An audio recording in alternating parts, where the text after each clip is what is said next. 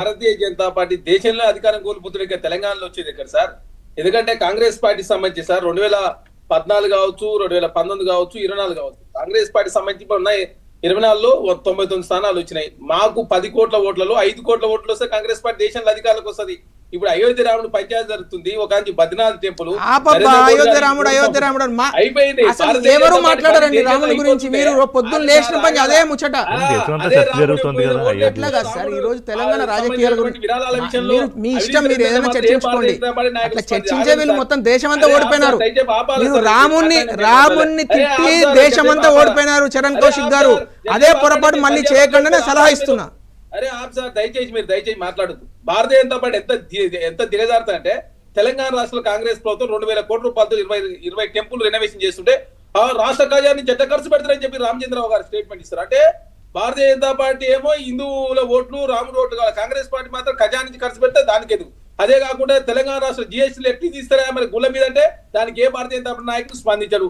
అయోధ్యలో అవినీతి జరిగిందా ఎటుపై స్పందించండి, ఏ నాయకులు స్పందించారు. కాంగ్రెస్ అంటే ముస్లింస్ అంటే కాంగ్రెస్ అంటే మాత్రం ముఖ్యమంత్రి మంచోడా?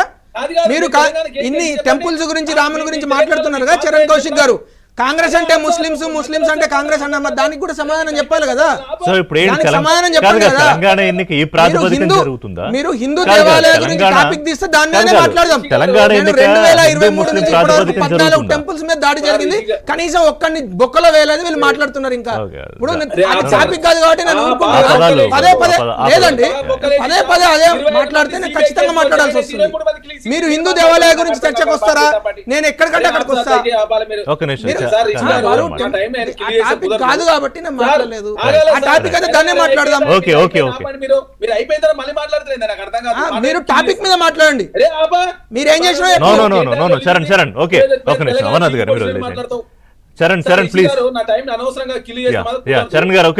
భారతీయ జనతా పార్టీ ఎంత నీచమైన పార్టీ అంటే 25 మంది సిబిఐ కేసులలో జాయిన్ అయితే 23 మంది స్లో చేసి మీరే పెద్ద శుద్ధ పూసలు రామ పూసలు మా అంత నిజాయితీ పనులు మాట్లాడితే మీ తెలంగాణకి ఏం చేసారు? మేము వచ్చిన తర్వాత ఎంగిడే తర్వాత స్కిల్ యూనివర్సిటీ ఓపెన్ చేయలేదా? 4 సీట్ల తర్వాత వీరనారాయణ సాగర్ యూనివర్సిటీ ఓపెన్ కాలేదా? Doctor Manmohan Singh health university open కాలేదా? తర్వాత ఎడ్యుకేషన్ కమిషన్ ఏర్పాటు చేయాలి తెలంగాణ రాష్ట్రంలో. ఏ అంశం మీద చర్చ చేద్దాం చెప్పు. గోడ కట్టిర్రా యంగ్ ఇండియా స్కిల్ యూనివర్సిటీలో ఒక గోడ. నాకు అర్థం కాదు. హరీష్ రావు గారు ఏం మాట్లాడి మీ మహేష్ రెడ్డి అది మాట్లాడుతున్నాడు. ఏమైనా బుద్ధి ఉందా అని భారతీయ జనతా పార్టీకి? హరీష్ రావు గారు మాట్లాడతారు, తర్వాత మళ్ళీ మహేష్ రెడ్డి గారు రోజు ఆయన స్పీచ్లకు మద్దతు ఇచ్చే ప్రయత్నం జరుగుతుంటే భారతీయ జనతా పార్టీ తెలంగాణ ఉద్ధరించిందట, దేశాన్ని ఉద్ధరించి ఏం ఉద్ధరించింది చెప్పరాదు. మీరు వచ్చిన లిస్టు ఇప్పటిదాకా నువ్వు చెప్పు. నీకు దమ్ముంటే యంగ్ ఇండియా స్కిల్ యూనివర్సిటీలో ఎన్ని రూములు కట్టిరో చెప్పానండి. ఆ యంగ్ ఇండియా స్కూల్స్ అని చెప్తున్నా నా బ్రాండ్ ముఖ్యమంత్రి గారు. ఒక్క స్కూల్ శంకుస్థాపన మీరే చేసి మీరే ప్రారంభోత్సవం చేసిన ఒక్క స్కూల్ పేరు చెప్పు, నేను వస్తాను నీతో పాటు. ఒక్క స్కూల్ చెప్పు. మీరు వచ్చే మాట్లాడక ఐటీఐ ప్లేస్ అడ్వాంటేజ్ ఇన్స్టిట్యూషన్ తీసుకొచ్చినాం. పాలిటెక్నిక్ కాలేజ్ రెనోవేషన్ జరుగుతా ఉంది. యంగ్ ఇండియా ఇంటిగ్రేటెడ్ స్కూల్ సంబంధించిన కన్స్ట్రక్షన్ జరుగుతా ఉంది. మొన్ననే తెలంగాణ పబ్లిక్ స్కూల్ ఓపెన్ అయినాయి. అదేవిధంగా ఎడ్యుకేషన్ కమిషన్ ఏర్పాటు. మాతో పోటా మీరు? నాకు అర్థం కాక మీరేదా మాతో పోటీ పడేది? మీకు దమ్ము అంత దమ్ము దేశంలో ఏ రాష్ట్రంలో కూడా చేరే విధంగా ఎవరు మరి రాష్ట్రంలో దేశం వదిలేయండి. రాష్ట్రంలో మరి ఎవరు పోటీ? రాష్ట్రంలో ఎవరు పోటీ? కాంగ్రెస్ భారతీయ జనతా పార్టీ పని దేశంలో అయిపోయింది సార్. డబుల్ డీ కూడా కాదు చరణ్, మీరు దేశం వదిలేయండి. కాదు దేశం వదిలేయండి. నాకు తెలంగాణ రాష్ట్రంలో ఎవరు పోటీ? కాంగ్రెస్ కి, బీజేపీ కాదు.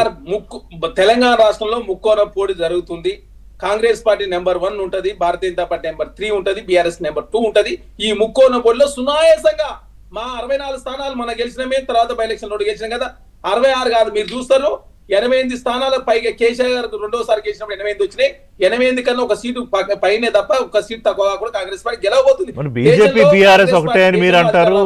కాదు బీజేపీ బీఆర్ఎస్ ఒకటే అని కాంగ్రెస్ ఉంటుంది. మళ్ళీ ముక్కోణ పోటీ ఎలా సాధ్యం అవుతుంది సార్? వాళ్ళే చెప్తారు వేరువేరుగా పోటీ చేస్తామంటున్నారు. వేరువేరుగా పోటీ చేస్తే ఒకటి, కలిసి వస్తే ఇంకా సునాయాసంగా మేము 90 స్థానాలు తక్కువ కూడా గెలవబోతున్నాం. డీలిమిటేషన్ చేసుకుంటారా, జమిలీ ఎలక్షన్ పెట్టుకుంటారా, మీ ఇష్టం వచ్చిన ఎలక్షన్ పెట్టుకో. దేశంలో కాంగ్రెస్ పార్టీ అధికారం రాబోతుంది. భారతీయ జనతా పార్టీ దేశంలో డబల్ లీడ్ దాటే పరిస్థితి లేదు. తెలంగాణ రాష్ట్రంలో వాళ్ళ పరిస్థితి ఎంత ఘోరంగా ఉంటుందో చూస్తాం. ఎందుకంటే ముఖ్యమంత్రి చెప్పిన లెక్క అయితే 150 అనుకుంటా, అంటే డీలిమిటేషన్ జరిగిన తర్వాత. సార్ డీలిమిటేషన్ జరిగినా లేకపోతే జమిలీలకు ఏది జరిగినా కూడా దేశంలో కాంగ్రెస్ పార్టీ అధికారం రాబోతుంది. భారతీయ జనతా పార్టీ సీట్లు తగ్గుతా ఉన్నాయి, కాంగ్రెస్ పార్టీ సీట్లు దేశంలో పెరుగుతున్నాయి. 150 స్థానాలు దాటితే కూడా కాంగ్రెస్ పార్టీ దేశంలో అధికారులకు వస్తుంది. కానీ దేశంలో అధికారానికి తెలంగాణలో ఎట్లా వస్తే వాళ్ళు డబల్ ఇంజన్ ఏ ఇంజన్ లేదు, ఏ డబుల్ ఇంజన్ రాష్ట్రాలు ఏం జరుగుతుందో చూస్తా ఉన్నాం. కనీసం మణిపూర్ అల్లలు కట్టడి చేయలేని పరిస్థితులు వాళ్ళు ఉన్నారు. First of all double engine అనే దాని మీదే ఒక చర్చ ఉంది అనుకోండి, బట్ అందులో టైం ఇప్పుడు సరిపోదు. దాంట్లో ఏ దేవుడి మీద వాళ్ళ అధికారులకు వచ్చిరో ఆ దేవుడే వాళ్ళు పతనం చేస్తాడు. వాళ్ళ పతనం ప్రారంభమైంది.